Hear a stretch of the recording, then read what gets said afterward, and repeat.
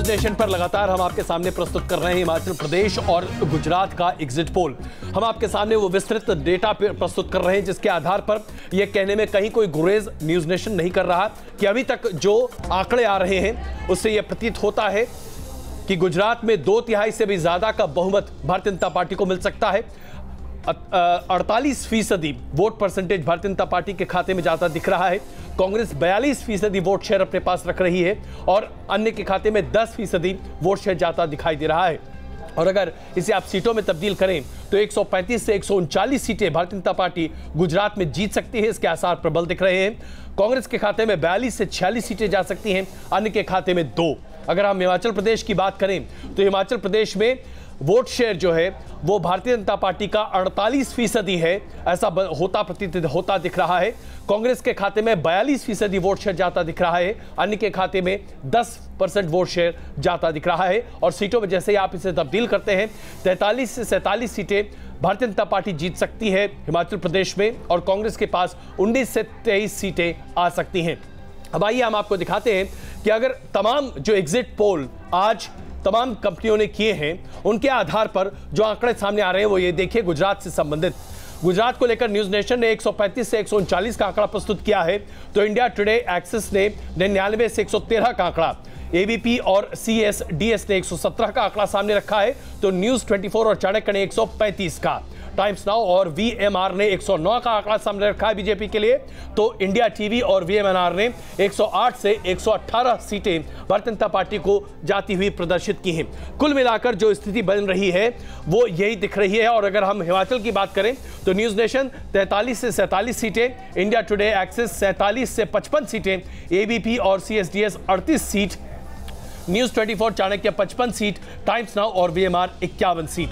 अब सबसे बड़ा सवाल यही है कि क्या कांग्रेस की तमाम कोशिशों के बाद इन दोनों राज्यों में कांग्रेस के पैर उखड़ने जा रहे हैं। हमारे साथ शहनवाज हुसैन और मीर अफजल साहब कांग्रेस से जुड़ रहे हैं, अभिलाष खांडेकर जी, मनिंदर ठाकुर जी, उर्मिलेश जी और NK सिंह साहब हमारे साथ मौजूद हैं। आप सबका स्वागत है। पहला सवाल मैं यही रख रहा हूं मीम साहब आपके सामने। आपने पूरे दमखम के साथ प्रचार किया है। आप न्यूज नेशन का एग्जिट पोल देखिए, तमाम अन्य चैनलों का एग्जिट पोल देखिए। हो सकता है कि ये सारे एग्जिट पोल गलत हो और 18 तारीख को कांग्रेस विजयी भव के मुद्रा में हो सकता है। लेकिन आज जो स्थिति दिख रही है ऐसा लग रहा है कि तमाम कोशिशों के बाद भी आप पैर जमा नहीं पा रहे हैं, लोगों को जीत नहीं पा रहे हैं, लोगों के साथ जुड़ नहीं पा रहे हैं।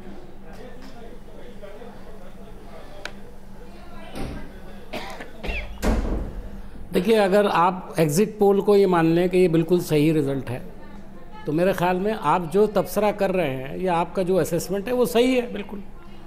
लेकिन ये चूँकि सिर्फ अनुमान है जी, इसलिए हमें पूरा यकीन है कि शायद ये एग्जिट पोल उस अंदाज से नहीं आए हैं, चूँकि इसमें भी काफ़ी फ़र्क है।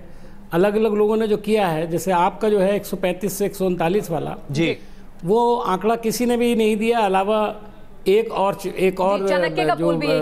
चैनल है उसने भी अपना जो कराया है वो चाणक्य का जी।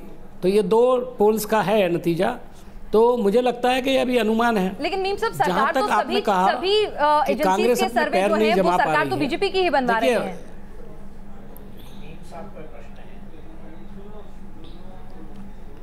जी, मैं आपकी बात मैं तो एग्री कर रहा हूँ कि तो सर्वे कह रहे हैं वो तो उसको मानकर अगर चले तो हमें मान ही लेना चाहिए जो आप कह रहे हैं जी। लेकिन ये चूंकि सर्वे है और एग्जिट पोल है इसलिए इस पर कोई फाइनल कोई बात नहीं की जा सकती। लेकिन सरेदस्त अगर इसी पर भी बहस करें जी तो हम ये जानते हैं कि शायद जब से 2014 से चुनाव लेकर के अब तक जितने भी चुनाव हुए हैं जी उसमें भी खास तौर पर जो उत्तर प्रदेश का चुनाव था, बिहार का चुनाव था, बिहार के अंदर भी इसी तरह के एग्जिट पोल दिखाए गए थे लेकिन सब फेल हो गए थे। यहाँ उत्तर प्रदेश के अंदर भी एग्जिट पोल जो दिखाए गए थे वो किसी हद तक साबित हुए थे। और उसके बाद अभी निकाय चुनाव हुए थे जी, उसके अंदर एक बड़ा अहम सवाल मैं उठाना चाहता हूँ जिसमें तकरीबन तमाम मीडिया ने भी एक ही बात कही कि 16 में से 14 सीट जीत करके भारतीय जनता पार्टी ने लैंडस्लाइड विक्ट्री उत्तर प्रदेश में निकाय चुनाव में कर ली। जबकि हकीकत ये थी कि 14 का जिक्र तो हो रहा था लेकिन 11,000 सीटें जो ज़मीन पर थीं जी, जो छोटे गांव देहात से ताल्लुक़ रखती है उसमें सिर्फ 15% सीटें जीते और मेयर के चुनाव में 42% इनको वोट भी मिला जी। तो आप मुझे बताइए कि जब ज़मीन के स्तर पर जी बीजेपी इतनी बुरी तरह से हारी कि उसकी 15% सीटें रह गई और जमानतें जब्त हो गई जी, तो अचानक ये शहरों के अंदर मेयर के चुनाव में उसको इतनी जल्दी इतना ज्यादा वोट कैसे मिल गया? तो आप कुछ शक जता रहे हैं? मैं जवाब दे दूं। हमने उठाए हैं मीम साहब, और मैं हमेशा उठाता हूं। मीम साहब, शहनवाज जी आपका जवाब देना चाहते हैं। मीम साहब, मैं आगे 1 मिनट, एक बात और खत्म कर दूं बस, एक बात और खत्म कर दूं। जी जी बोलिए। एक बात खत्म कर दूं बस जी। मेरा सिर्फ ये कहना है कि देखिए, गुजरात के अंदर जो माहौल था जी, वो हमारा कहने का मतलब नहीं था। पहली बार इस पूरे चुनाव में 2014 के बाद पहली बार मीडिया ने ये बात कही कि गुजरात की सरजमीन पर भारतीय जनता पार्टी की जबरदस्त मुखालफत है। जबरदस्त, जो भी आ रहा था यही कह रहा था, जितने रिपोर्टर्स आते थे मैं उनसे बात करता था वो भी यही बताते थे। लेकिन उसके साथ साथ एक जुमला जरूर बोलते हैं सब लोग जी, वो मैं यहाँ दोहराना चाहता हूँ कि हाँ भाई, लग तो रहा है कि गुजरात में बीजेपी हारेगी, लेकिन भाई इनका कोई भरोसा नहीं, क्या करेंगे? शहनवाज जी इसका जवाब दे दीजिए। आपका कोई भरोसा नहीं, क्या कर जाए? वो जो भरोसा है वो मुझे आपके इसमें दिखाई दे रहा है। शहनवाज जी देखिए, जब से गुजरात में पिछले जी लोकसभा और विधानसभा के जितने चुनाव हुए हैं, कांग्रेस बुरी तरीके से गुजरात में आ रही है और कहीं से इनका वोट बढ़ा नहीं है। लेकिन ये सही है कि जब पहले फेज का चुनाव हुआ तभी ईवीएम पर सवाल कांग्रेस ने उठा दिए थे और सेकंड फेज के चुनाव में पूरे चुनाव आयोग को इन्होंने खारिज कर दिया, नरेंद्र मोदी जी की कठपुतली बता दिया। क्योंकि कांग्रेस के इसी बयानात से उस दिन ही मैंने कहा था, एनके सिंह साहब एक डिबेट में हमारे साथ थे जी, तो मैंने कहा था ईवीएम तो बहाना है, कांग्रेस को गुजरात हार जाना है, ये लाइन मैंने कही थी। अब कांग्रेस अपनी कमियां नहीं देख रही है जी, चुनाव आयोग ईवीएम इनमें कमियां निकाल रही है। दूसरी, अफजल साहब की एक जानकारी बता दूं कि जब उत्तर प्रदेश में जब बसपा सपा बहुत मजबूत थी जी, हम शहर में 12 में 10 मेयर हम तब भी जीतते थे, जब ईवीएम नहीं होता था तब भी जीतते थे। इस तरह की बातें कह के अपनी बातों को मजबूत आप जरूर कर सकते हैं। अच्छा चलिए, और जितना आपने कहा कि हम नीचे बहुत हार गए, ऐसा नहीं है जी। आज सारे एग्जिट पोल जी सारे एग्जिट पोल हमें जिता रहे हैं। बिल्कुल, सारे चैनल, ऐसे न्यूज चैनल जिनको सबको निष्पक्षी, हम तो सबको निष्पक्ष मानते हैं, कांग्रेस जरूर उंगलियां उठाती रहती है। चलिए, नतीजे आपके हक में है तो इसलिए मीडिया आपको पर सब भी निष्पक्ष नजर आ रहे हैं। आदत है, आप सुप्रीम कोर्ट पर उंगली उठाते हो, मीडिया पे उंगली उठाते हैं, आप चुनाव आयोग पर उंगली उठाते हैं, कभी खुद पर भी उंगली उठाइए। आखिर क्या वजह है कि जनता बार बार कांग्रेस को रिजेक्ट कर रही है? ये वजह तो खुद तलाशिए। अपनी गलतियां दूसरों पर थोपने की जगह खुद कांग्रेस तलाशेंगे। लेकिन एक चीज, आप राजनीति में इतने लंबे अरसे से जुड़े रहे हैं, आपका एक बड़ा राजनीतिक अनुभव है। एक चीज आप बताइए, ग्राउंड जीरो पर हार्दिक पटेल की रैलियों में जिस तरह की भीड़ नजर आती थी, एंटी इनकम्बेंसी एक परंपरागत तरीका है, अगर सिर्फ पश्चिम बंगाल को अगर हम छोड़ दें उसको भी फैक्टर इन करना होगा। साथ ही जिस तरह से पाटीदार आंदोलन जो 70 से 80 सीटों पर उनका एक होल्ड रहता है, वो भी आपसे नाराज थे। फिर दलित आंदोलन आ गया, फिर जीएसटी की नाराजगी भी सड़कों पर तो नजर आई, वो आपको भी नजर आई होगी, सबको आई थी, उसकी रिपोर्टिंग भी हुई थी। उस सब के बावजूद भी अगर ये एग्जिट पोल के नतीजे आ रहे हैं तो कौन सा चमत्कार हुआ, क्या था जो चल गया? सब चीजों को उसने फैक्टर नहीं किया, सबको गलत साबित कर दिया। चाय पी शहनवाज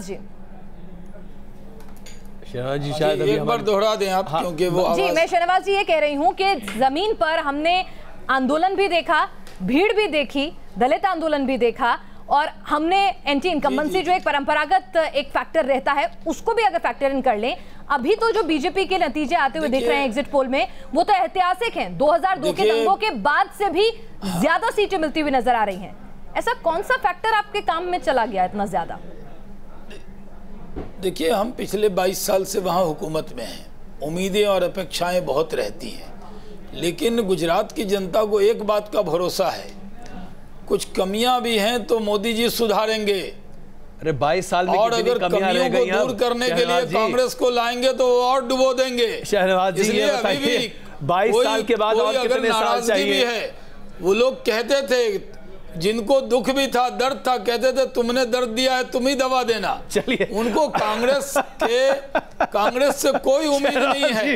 अगर जीएसटी में प्रॉब्लम थी, हमने गुवाहाटी की जीएसटी काउंसिल में, दर्द आपका था, दवा भी आपके पास थी। सिंह साहब, अगर मैं शहनवाज जी की इसी जुमले को लेकर आगे बढ़ूं, तुमने दर्द दिया है, दवा भी तुम देना, तो क्या ये मान रही है गुजरात की जनता की अगर गुजरात में नरेंद्र मोदी जी जो तमाम दिक्कतें हैं, और ऐसा नहीं है कि गुजरात में दिक्कतें नहीं हैं, उन दिक्कतों को अगर दूर करना है तो बीजेपी के अलावा कोई और विकल्प नहीं है? क्या विकल्पहीनता जैसी स्थिति गुजरात में बनती दिख रही है? सिंह साहब, शहनवाज जी जो कह रहे हैं तुम्हें दर्द दिया है तुम्हें दवा देना जी, ये इश्क में तो होता है, लेकिन सोशल साइंस में, साइकोलॉजी में ये नहीं होता है।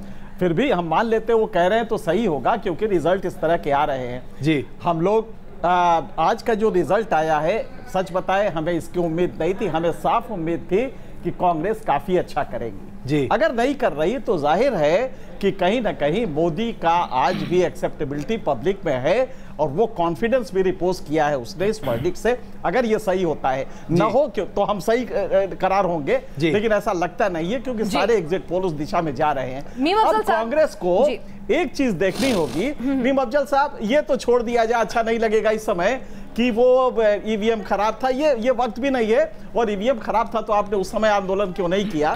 उस समय अगर मान लीजिए सही हो जाता तो खराब नहीं था, ये लिख के देते थे कि अब अगर जीतेंगे भी तो सरकार नहीं बनाएंगे क्योंकि ईवीएम खराब है।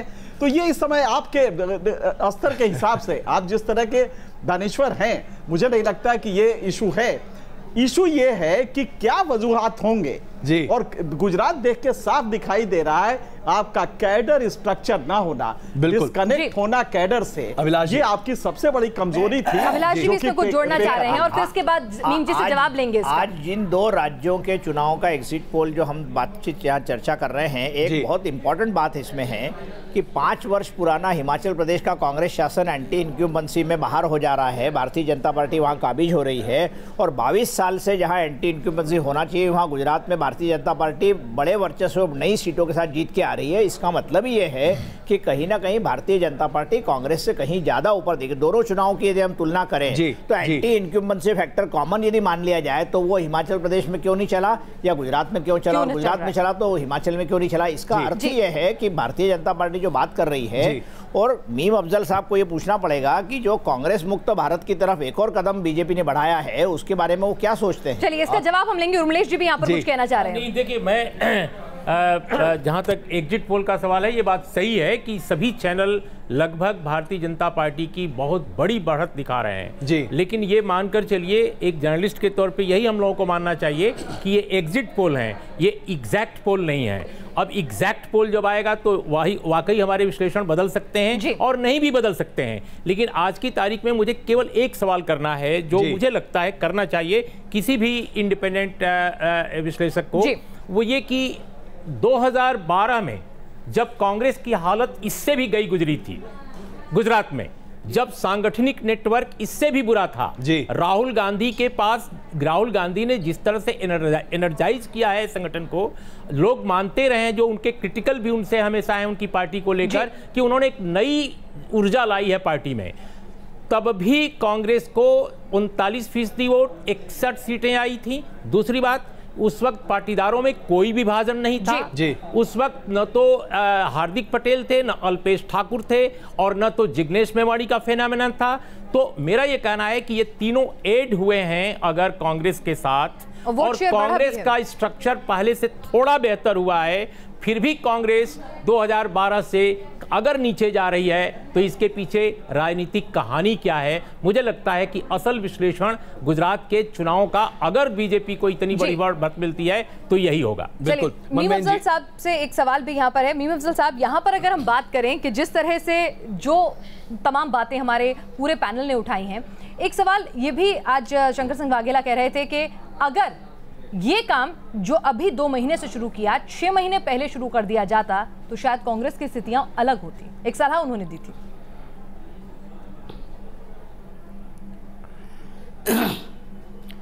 देखिए, शंकर सिंह वाघेला क्या कह रहे हैं मुझे उससे कुछ लेना देना इसलिए नहीं है कि उन्होंने 100 सीटों पर लोग खड़े किए थे और उन्होंने क्या रोल अदा किया होगा, क्या रोल अदा किया है, वो तो अभी सामने आ ही जाएगा।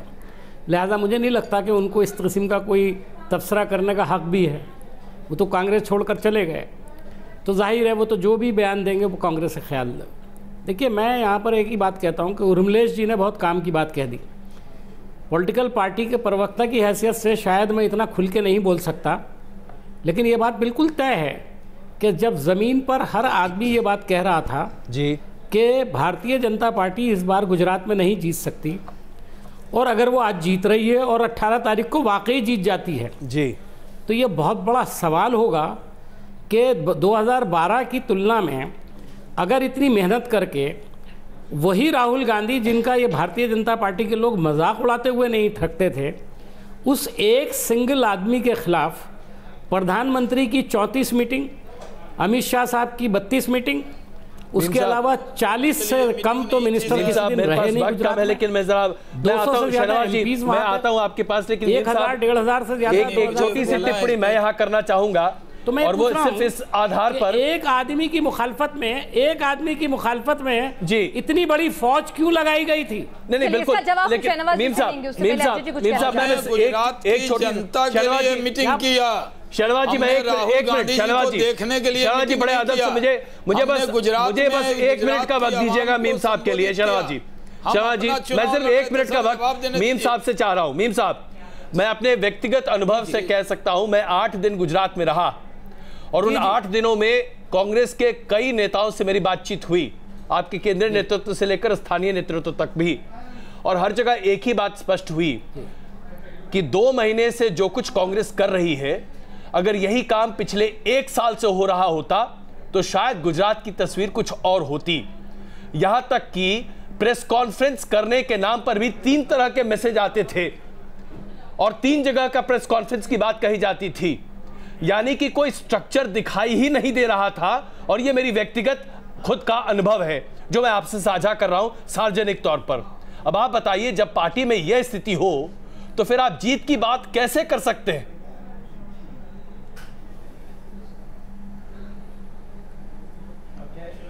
देखिए, मैं आपकी बात से 100% एग्री करता हूं कि आपका अनुभव ये रहा है और आपको कुछ लोगों ने एक बात कही, लेकिन मैं सिर्फ इतना जानता हूं कि बहुत सारे मूवमेंट हमने अपनी आंखों से देखे हैं और मूवमेंट का हिस्सा भी रहे हैं हम लोग जी।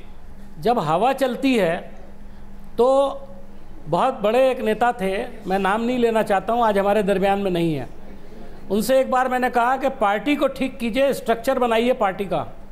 तो उन्होंने कहा कि सरकार बनाने के लिए पार्टी की ज़रूरत नहीं होती, आंदोलन की ज़रूरत होती है। एक आंदोलन गुजरात के अंदर चल रहा था और उसमें कांग्रेस शामिल थी, उसके अंदर 3 नाम ज़बरदस्त किस्म के जुड़ गए, नौजवान साथ थे, किसान साथ थे जी, मजदूर साथ थे, बिजनेसमैन साथ थे, छोटा दुकानदार साथ था, हर आदमी हमारे साथ था। उसके बाद हम चुनाव अगर हार जाते हैं तो सवाल बहुत बड़ा खड़ा होने वाला है शहनवाज जी, और मैं ये बता दूं आपको, ये सवाल जरूर खड़ा होगा और खड़ा होना चाहिए जवाब और हर एक को इसका एनालिसिस करना चाहिए। बिल्कुल, शहनवाज जी कुछ कहना चाह रहे हैं?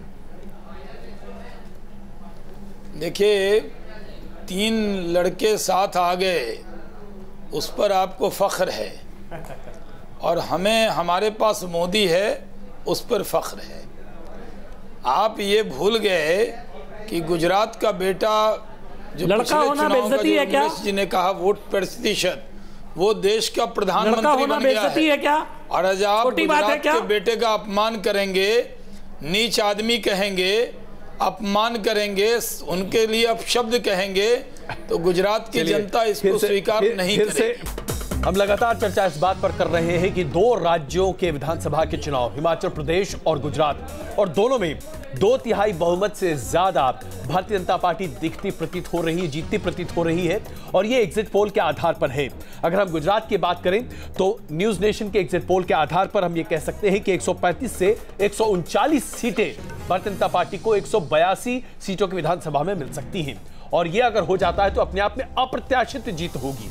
और अगर हम हिमाचल प्रदेश की बात करते हैं तो हिमाचल प्रदेश में 43 से 47 सीटें भारतीय जनता पार्टी जीत सकती है और यह भी एक तरह से अप्रत्याशित ही होगा, क्योंकि इस तरह की जीत कम से कम हिमाचल प्रदेश में हाल फिलहाल में देखने को नहीं मिला। कुल मिलाकर इसे आप मोदी वेव कह सकते हैं, इसे आप प्रधानमंत्री नरेंद्र मोदी की छवि और क्रेडिबिलिटी कह सकते हैं, या हम यूं माने कि राहुल गांधी ने जो दमखम दिखाया वो अभी जड़ नहीं पकड़ पा रहा, लेकिन शायद आगे बढ़कर उस पर फलित होता हुआ दिखाई दे।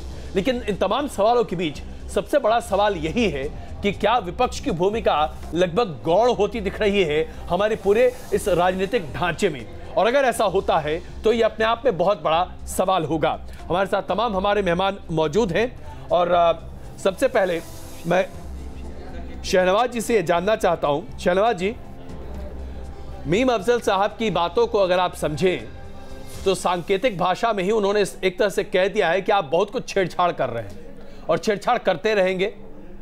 अगर इस तरह के नतीजे आते हैं जैसा कि एग्जिट पोल बता रहे हैं तो वो छेड़छाड़ ही होगी जो आप बड़ी ही व्यवस्थित तरीके से कर रहे हैं।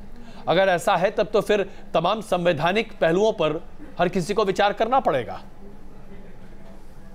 देखिए, मैं समझता हूँ इतनी पुरानी पार्टी है, इलेक्शन कमीशन में कोई अधिकारी जाते हैं तो पहले वो भी कांग्रेस के कई अधिकारियों के साथ काम किया हुआ है, मैं उनका नाम लेना नहीं चाहता, और मैं बहुत जिम्मेदारी से कहता हूँ कांग्रेस अपनी कमियां तलाशने की जगह दूसरों पर कमियां थोपना बंद कर दे। 18 का इंतज़ार कीजिए, ईवीएम पर अगर भरोसा है तो चुनाव के मैदान में रहिए, नहीं तो कह दीजिए हम चुनाव ही नहीं लड़ेंगे। आप सीधा आंदोलन कीजिए, आप आंदोलन भी नहीं करते। जहां जीत जाते हैं वहां तो बहुत कोई दिक्कत नहीं है, हार जाने के डर से पूरे संवैधानिक सिस्टम पर सवाल उठा देते हैं। तो 18 का इंतज़ार कीजिए, यकीन रखिए और अपनी यकीन को जनता पे मत थोपिए। मुझे और की मुस्कुराहट बहुत कुछ कह रही है शहनाज जी। था, मैं माजरत चाहूँगा और इजाज़त भी चाहूँगा। नहीं, अभी आपको हम छोड़ नहीं सकते क्योंकि आप तो भाई जीती हुई पार्टी के प्रतिनिधि हैं, आपको छोड़ना मुनासिब ही नहीं है हमारे लिए। नहीं, वो थोड़ी देर रुक जाइए, बने रहिए थोड़ी देर। लेकिन साहब की मुस्कुराहट का जवाब तो ले लीजिए, उनका जवाब सुन लीजिए, उसके बाद अपनी प्रतिक्रिया देके शहनवाज साहब फिर चले जाइएगा क्योंकि काफी देर से मुस्कुरा रहे हैं मीम साहब जी। उम्मीद करता हूं कम से कम पार्टी को समझाएंगे, संवैधानिक संस्थाओं पर इस तरह उंगली न उठाए। मीम साहब, शहनवाज साहब की जो दिल की बात है, शहनवाज साहब के दिल की जो बात है जी, वो जबान पे आ गई और वो ये आई कि अगर आपको ईवीएम पर भरोसा नहीं है तो कह दीजिए चुनाव ही नहीं लड़ेंगे। वही तो आप चाहते हैं कि इस देश में चुनाव ही खत्म हो जाए, एक आदमी का राज हो जाए, तो वो तो हम छोड़ने वाले नहीं हैं। हाँ, उसका तरीका ज़रूर बताएंगे, फिर आपको आने दीजिए, वो वक्त भी आ रहा है जब इस देश में खाली हम नहीं, चुनाव हुआ है साहब, अफजल साहब, बड़ी तादाद में लोग ये बात करेंगे चुनाव हुआ, पंजाब में जीत गए, चुनाव में हिस्सा ले या ना ले, अच्छा था, और यहाँ हार रहे हैं तो ईवीएम बहुत खराब है। वहाँ अहमद पटेल साहब जब राज्यसभा के लिए चुने गए तो चुनाव आयोग बहुत अच्छा, और जब यहाँ पर आप नहीं चुने जा रहे हैं तो चुनाव आयोग बहुत खराब है। ये दोहरा मानदंड मत रखिए, पैमाना एक ही रखिए, यही गुजारिश है। भाई अहमद पटेल के चुनाव में आपकी उठापटक तो सबने देखी, कितनी उठापटक की आपने, किस तरह से लोगों को अपना बनाने की कोशिश की, वो तो सब जग जाहिर है। वहां आप कुछ नहीं कर पाते चूंकि बिल्कुल बुरी तरह से एक्सपोज हो गए थे। एक आदमी के चुनाव को आपने नेशनल चुनाव बना दिया था, पूरा नेशनल चुनाव बना दिया था, बनाया तब तो चुनाव आयोग से हमें शिकायत थी। मैं एक बात पूछना चाह रहा था, उसका जवाब नहीं दिया, हमारी बात नहीं मानी गई, अभी अजय जी ने भी पूछा, प्रश्न नहीं खड़ा किया। मैं ये पूछना चाह रहा हूं कि मोदी जी की पॉपुलैरिटी में कुछ कमी आ गई है क्या, जो इतनी बड़ी फौज लेकर गुजरात पहुंचे थे? हाँ, मैं कहूँ वो सब हम गंभीरता से चुनाव लड़ते हैं।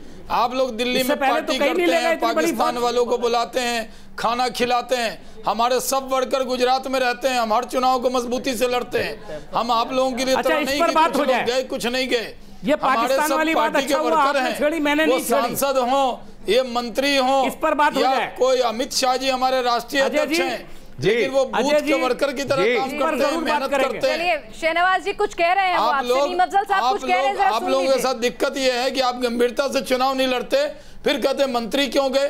अरे आपसे एनओसी लेके जाएंगे, आप ले जाइए सबको, जितने आपके वर्कर है, आप क्यों नहीं ले गए? हमारा तो हर वर्कर वहां पर जाता है, रहता है, मजबूती से लड़ता है। हम हर चुनाव को मजबूती से लड़ते हैं, गंभीरता से लड़ते हैं, क्योंकि हम हर चुनाव को गंभीर मानते हैं।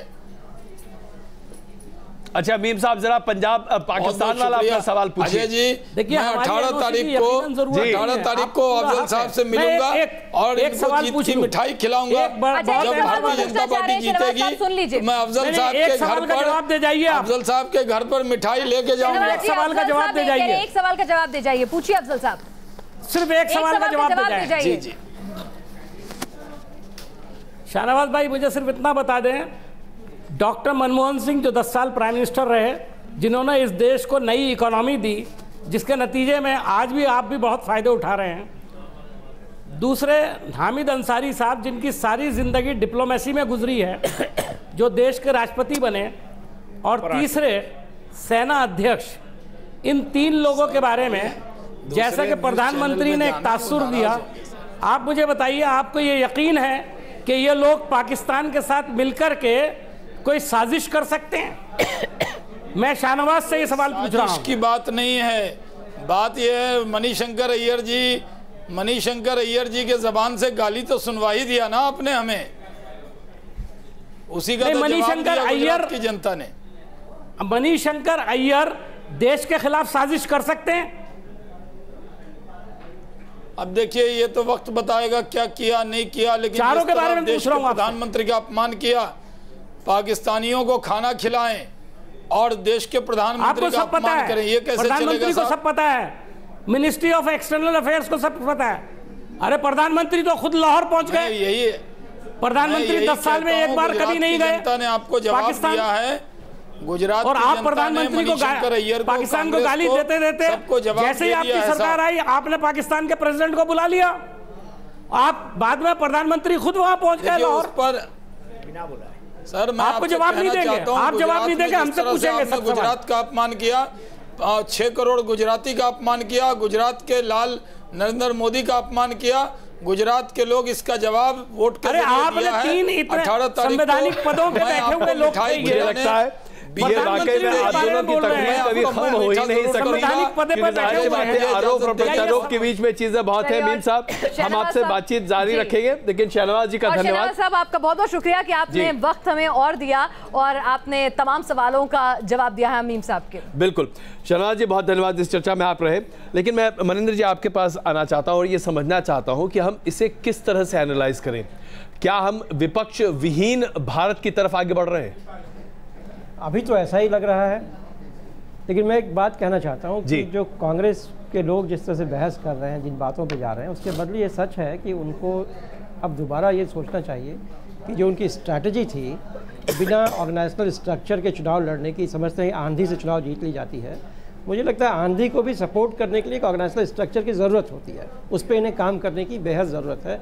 चुनाव हारना जीतना अलग बात है, लेकिन आगे भी यदि विपक्ष के रूप में बने रहना चाहते हैं और विपक्ष का वॉइस केवल पार्लियामेंट या मीडिया में नहीं बल्कि ग्रासरूट पे जो तर्क हो रहा है वहाँ पे अपना एक पक्ष रखना चाहते हैं, इन्हें अपना एक सॉलिड ऑर्गेनाइजेशनल स्ट्रक्चर बनाना चाहिए और बहुत सारे लोगों को अपने फोल्ड में लेने की इनको ज़रूरत है। इनके पास से बुद्धिजीवी ख़त्म हो गए, इनके पास से दलित ख़त्म हो गए, इनके पास से मुस्लिम ख़त्म हो गए, तो इन तमाम लोगों के साथ मिल के इनको एक ऐसा ऑर्गेनाइजेशनल स्ट्रक्चर खड़ा करना चाहिए जो आज के बीजेपी के ऑर्गेनाइजेशनल स्ट्रक्चर के खिलाफ खड़ा हो सके। पहले का बीजेपी कुछ और रहा होगा, अभी जिस तरीके से इन्होंने एक पार्टी मैसेज तैयार की है वो इतना पावरफुल है कि केवल लीडरशिप के बहाने या केवल मीडिया के सहारे आप चुनाव नहीं जीत सकते। गुजरात के चुनाव ने ये लगभग प्रमाणित कर दिया है। जी एनके सिंह जी, यहाँ पर इसी बात को अगर हम आगे ले जाएं कि यहाँ पर क्या ग्राउंड जीरो पे इतने सारे मुद्दे दिखते हैं, उसके बावजूद भी वो मुद्दे वोटों में कन्वर्ट नहीं होते हैं, वो नाराजगी में कन्वर्ट नहीं होते हैं, तो ये तो सीधे सीधे बड़ा अटपटा लगता है और आप भी कह चुके हैं कि चौंकाने वाली ये बातें हैं। नहीं, सारे जो इंडिकेटर्स थे, अगर आप इकोनॉमिक इंडिकेटर्स ले तो जबरदस्त पोटेंशियल था विपक्ष के यानी कांग्रेस के आने का। बहुत बुरी हालत है गुजरात में, रिच पुअर डिवाइड बढ़ा है, रूरल गुजरात सेटिस्फाइड नहीं है। हवा में हार्दिक पटेल को 5 लाख की भीड़ नहीं मिलती है और हार्दिक पटेल उसी एंगर के वो हैं, प्रोडक्ट है हार्दिक पटेल की वजह से ये आंदोलन नहीं है, इस आंदोलन की वजह से हार्दिक पटेल है, जिग्नेश है, अल्पेश है। ये एक बड़ा अच्छा मौका था और डेमोक्रेसी में ऐसे मौके आते रहते हैं। ये बात सही है कि नो होल्ड्स बार इसमें था और मोदी जी का प्रधानमंत्री के स्तर से वो नीचे था। वो कमेंट जब उन्होंने कहा कि पाकिस्तान से मिलके गुजरात में अहमद, ये जो कहा बड़ा अनस्तरीय था। मतलब ये अनलाइक प्राइम मिनिस्टर इस तरह के कमेंट होते हैं। मनमोहन सिंह को अगर कोई कहे तो कोई भी नहीं मानेगा कि मनमोहन सिंह देश के खिलाफ साजिश कर सकते हैं। लिहाजा वो स्तरीय नहीं था और उसने किसी भी इंटेलेक्चुअल जो भी थोड़ा भी पढ़ा लिखा है उसको बहुत ही एक जुगुप्सा से हुई। लेकिन इन सब के बावजूद, इतने पोटेंशियल के बावजूद कांग्रेस अगर लूज कर रही है तो हम सब चाहते हैं कि कांग्रेस एक मजबूत अपोजिशन के रूप में आए। अफसोस ये हो रहा है कि वो वजह क्या है, ऑर्गेनाइजेशनल स्ट्रक्चर कंप्लीटली डिमोलिश्ड है, नहीं है, एग्जिस्ट नहीं कर रहा है। नए अध्यक्ष को चाहिए कि जबरदस्त कैंपेन करे, अब इसके बाद सोल सर्चिंग करे। ये ईवीएम वगैरह करते हैं तो ये हल्का लगता है, क्योंकि इसी लॉजिक को, पैराडॉक्स देखिए आप, यहाँ पे जब उसी ईवीएम से जब यहाँ पे होता है और बीजेपी 20% लूज करती है। एक सत्ताधारी पार्टी हमेशा इलेक्शन मोड में रहती है, लगातार उनका अध्यक्ष जो है वो पूरे देश में घूमता है, अपने कार्यकर्ताओं में उत्साह पैदा करता है। और देखिए इसमें यूपी चुनाव में तो उसको आप कह रहे हैं कि बीजेपी ने लूज किया, कांग्रेस ओकेजनली बाहर आती है, वहां पे टेम्पर हो जाता है। फिर पैराडॉक्स ये है कि साहब अगर आपको डर नहीं था तो पूरा कैबिनेट क्यों लेके गए? अरे भाई अगर ईवीएम टेम्पर करना था तो कैबिनेट की क्या जरूरत थी? तो इसलिए बहुत कन्विंसिंग नहीं है। अभिलाष जी कुछ कहना चाह रहे हैं? जी अभिलाष जी, जागरण की बहुत जरूरत है, बहुत ज्यादा जरूरत। जी जी जी, आप जो बात कर रही है कि हमको जमीनी स्तर पर बहुत भीड़ दिखाई दे रही है, चाहे हार्दिक पटेल की सभाओं में हो, तो मैं एक पुरानी बात बताना चाहता हूं कि अटल जी 1980 की शुरुआत के समय में ये कहते थे सभाओं में कि हमें सुनने के लिए तो इतनी भीड़ आती है, लेकिन जिस दिन पोलिंग होता है उस दिन वो भीड़ कहाँ चली जाती है हमें पता नहीं लगता। तो कांग्रेस का एक बहुत अच्छा समय था वो।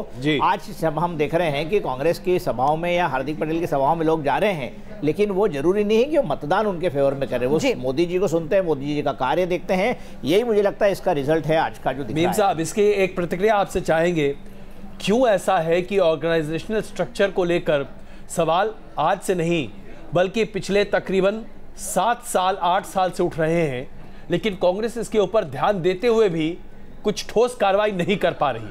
कहां कमी रह जा रही है?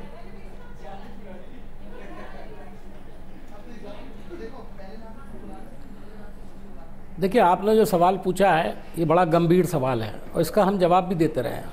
हमारी कोशिश में कभी कोई कमी नहीं रही है। ये ज़रूर है कि कांग्रेस का काम करने का एक अपना तरीका है जी, और इस पर लगातार हम लोग चिंतन भी कर रहे हैं और उसमें इम्प्रूवमेंट भी कर रहे हैं जी। राहुल जी ने आने के बाद काफ़ी तब्दीलियां की हैं। जाहिर है कि ये तब्दीलियां अगर की हैं तो ये फ़ौरन नज़र नहीं आएंगी। दूसरी अहम बात मैं ये कहूँगा, मैं फिर अपने सवाल को वहीं ले जाऊँगा जी, कि देखिए जब कभी जैसे हार्दिक पटेल की सभा में जो भीड़ आ रही है उसके बारे में हम ये नहीं कह सकते कि वो सिर्फ देखने के लिए आए थे। मोदी जी के गुजरात के अंदर जब पहले जाते थे तो ज़बरदस्त भीड़ दिखाई देती थी। इस बार सोशल मीडिया पे न जाने कितनी ऐसी वीडियोस आई जिसके अंदर प्रधानमंत्री तकरीरें कर रहे हैं और पीछे दिखा रहे हैं सारी कुर्सियां खाली पड़ी हैं।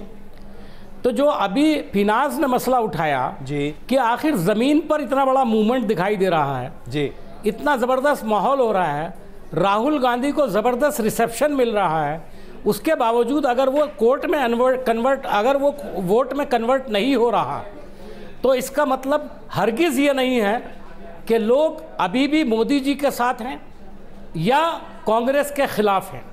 मैं ये समझता हूँ कि इसके अंदर कोई राज है और इस राज को एक्सपोज करना ही पड़ेगा। और अगर इस राज को एक्सपोज नहीं किया तो फिर ये सिलसिला आगे इतना बढ़ेगा।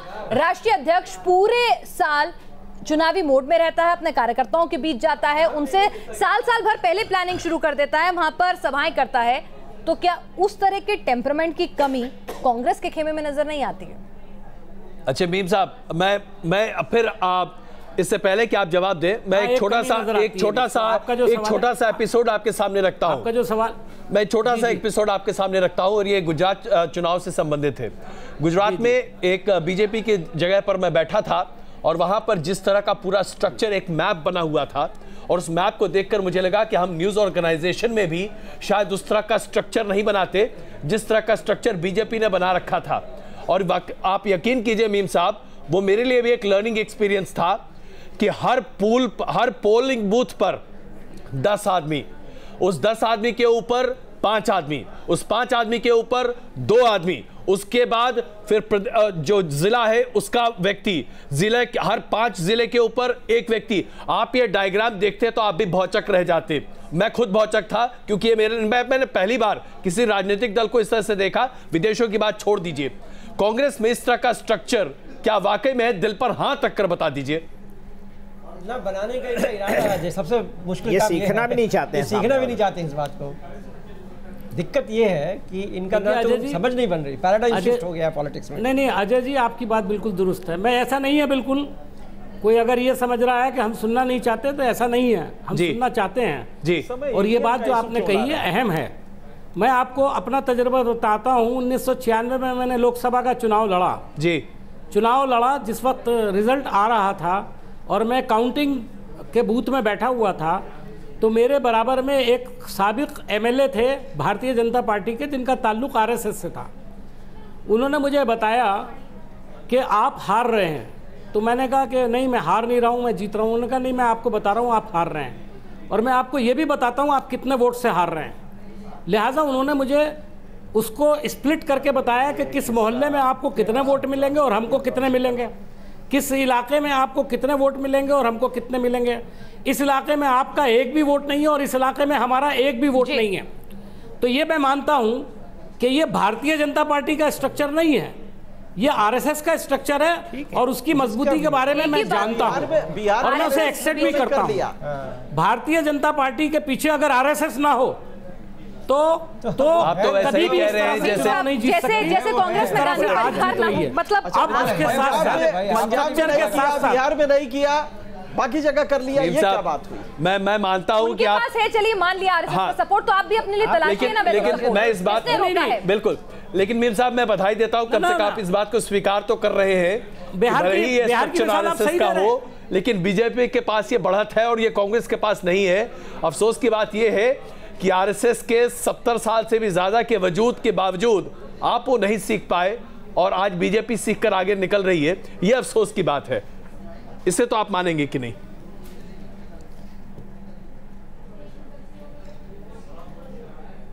देखिए, अभी बीजेपी ने एक पैराडाइम जो आप बात कह रहे हैं जी, वो यकीनन आप तत्वों की बुनियाद पर कह रहे हैं। कभी कभी मैं एक सवाल पूछता हूं कि मोदी जी में क्या खुसूसियत है कि लोग उन्हें वोट डालते हैं।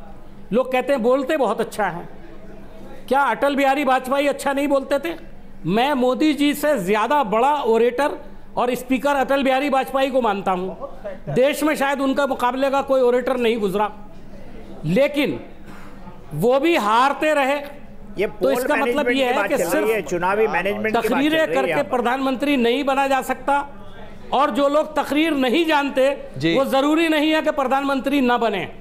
ऐसे प्रधानमंत्री बने हैं जो कभी ओरेटर नहीं रहे। हमारे यहाँ देवगौड़ा भी है, जानते हैं अच्छी तरह से, हम जानते हैं। तो ये क्वालिटी नहीं है, हम सब मानते हैं। हालात का भी देवगौड़ा है, नरसिंह राव रहे, ये तमाम हमारे नेता रहे जिन्होंने एक शब्द नहीं बोला, लेकिन फिर भी। मीम साहब, आप ये बताइए, आपने 1996 का खुद का ही एग्जांपल दिया, तो 1996 से आज 2017 आ गया है, पार्टी को कुछ तो बदल लेना चाहिए था, पता तो तभी चल गया था। अब मीम साहब ने ये मान लिया है। नहीं, खैर मीम साहब, वाकई में ये अच्छी बात है, आप बहुत ईमानदारी और बेबाकी से बात करते हैं, लेकिन मैं क्षमा चाहता हूं, मैं यहाँ पर कुछ प्रतिक्रियाएं आ रही, मीम साहब मैं बड़े अदब से क्षमा चाहूंगा, कुछ प्रतिक्रियाएं आ रही हैं एग्जिट पोल से संबंधित, तो आइए जरा पहले उस पर एक बार नजर डाल लेते हैं, फिर उसके बाद चर्चा करते हैं। जरा इन प्रतिक्रियाओं पर नजर डालिए। विकास की बात भारतीय जनता पार्टी कर रही थी पहले, लेकिन 1.5 साल में उन्होंने विकास का नाम नहीं दिया। इसलिए उन्होंने ओरिजिनल जो मुद्दे गुजरात के थे उससे भटकने के लिए कभी पाकिस्तान को ले आए बीच में, कहीं अफगानिस्तान ले आए, कभी राम मंदिर लाया है, कभी ट्रिपल तलाक लाया है, और कभी सी प्लेन से आए, कभी हवाई जहाज से आए, लेकिन मुद्दों से लोग भटके नहीं। गुजरात की जनता बहुत समझदार है, उन्होंने जो करना था वो कर दिया, और 18 तारीख को भाजपा बुरी तरह हार रही। ऐसा है कि ये पहले से ही सुनिश्चित था, और हम लोगों ने पहले भी बार बार ये कहा कि गुजरात और हिमाचल प्रदेश दोनों में भारी बहुमत से भारतीय जनता पार्टी की सरकार बनेगी। मुझे लगता है कि 120 से ज्यादा सीटें कांग्रेस को मिलने वाली है, इसमें कोई दो राय नहीं है। 2/3 बहुमत हमें मिलेगा।